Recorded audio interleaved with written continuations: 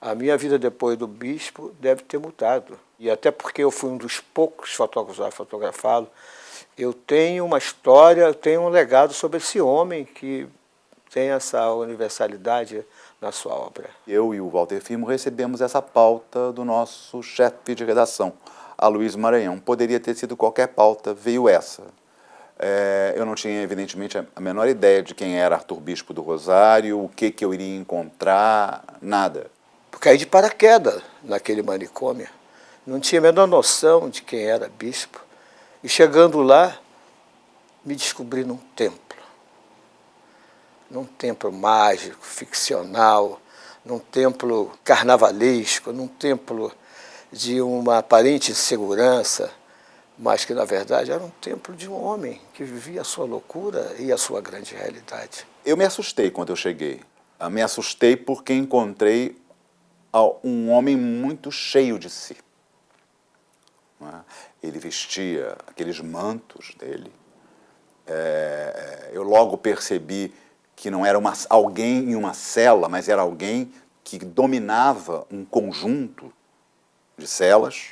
A grande questão que me perturbou muito foi a minha volta para casa.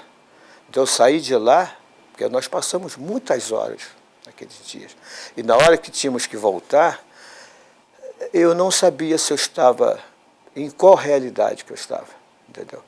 E me deixou um pouco perturbado isso, porque no dia seguinte eu tinha que voltar para uma coisa que me fascinava muito. E o que imediatamente me assustou, como o primeiro obstáculo, foi o interrogatório a que ele me submeteu. Ele desandou a fazer perguntas, e essas perguntas eram para testar se eu podia ou não ter acesso às suas celas e à sua obra. Na verdade, aquela sorte que eu tive de estar com José naquele manicômio me abriu certamente grandes possibilidades para que eu me entendesse como gente também, né?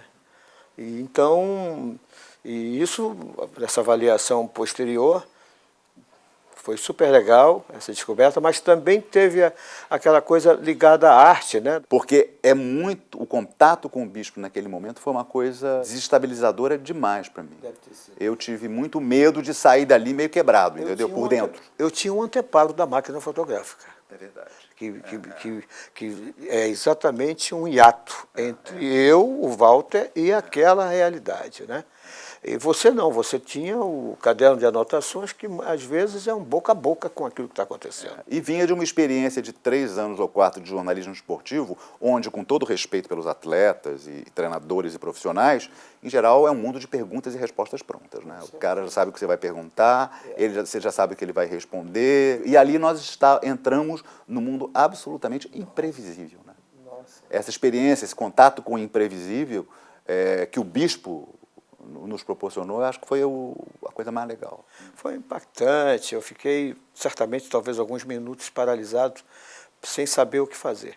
Deixei a bola rolar contigo, porque você tinha o poder da palavra de fazer as perguntas. E eu ali seria, na verdade, um mero espectador. E percebeu que eu estava me afogando. Percebi, mas eu não podia fazer nada por você, meu amigo. Você estava na sua função e eu estava, assim, impactado. Então, de certa forma, eu trabalhei com a minha loucura ali também, porque eu tive que me desarmar mais ainda para ver aquilo com olhos de quem vê pela primeira vez e de quem não julga, de quem entra. Foi a experiência que ele me deu. Ele levava você para lá e para cá, eu me lembro disso, né? Mostrava as coisas, e eu ia atrás. Saímos, né, naquelas salas, entre salas, andamos por corredores, fomos ao jardim, e eu colocava ele em situações hostis, como